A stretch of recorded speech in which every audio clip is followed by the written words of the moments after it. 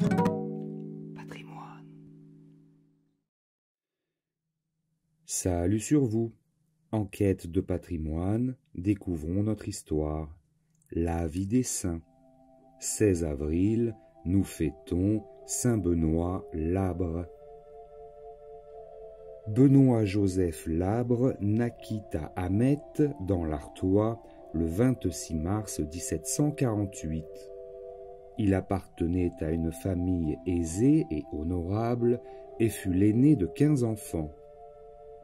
Il se plut, dès la plus tendre enfance, aux exercices de piété.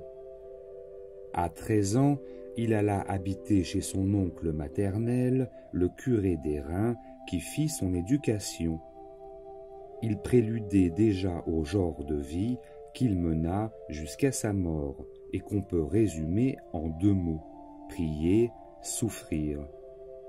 Dans une épidémie qui ravagea le pays, Benoît se dévoua au service des malades avec son oncle qu'il vit tomber martyr de la charité. À 18 ans, il voulut entrer chez les Chartreux, puis chez les Trappistes. Mais sa santé ne put soutenir la rigueur de la règle. Il prit alors la résolution de visiter en mendiant les pèlerinages les plus célèbres d'Europe. Il parcourut ainsi successivement l'Italie, l'Espagne, la Suisse, l'Allemagne, regardé partout comme un saint. Durant son premier séjour à Rome, il logeait avec les passereaux et les hirondelles dans les ruines du Colisée. Dans ses longs voyages, la terre lui servait de lit. Il avait pour abri une haie ou une muraille. Il ne prenait pas de nourriture que ce qu'il en fallait pour ne pas mourir. Quand il acceptait l'aumône, c'était pour la distribuer à d'autres pauvres. Il donnait à ceux qui le consultaient des maximes très édifiantes. Un habitant de la ville de Bari lui demanda comme souvenir quelques pieuses pensées. Au même instant, le marteau de l'horloge vint annoncer qu'une fraction de la vie humaine était écoulée.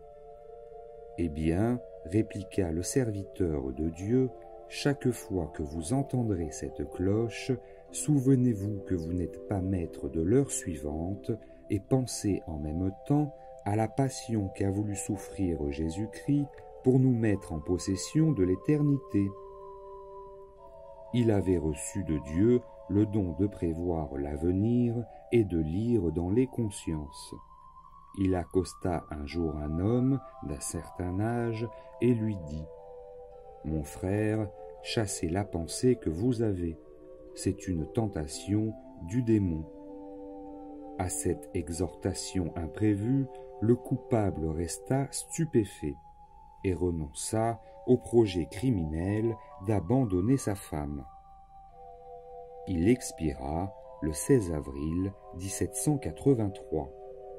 Toute la ville de Rome vint s'agenouiller auprès de ses restes mortels.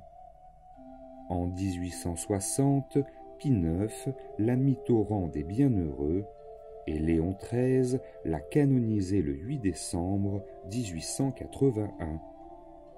Léon Aubineau a écrit sa vie.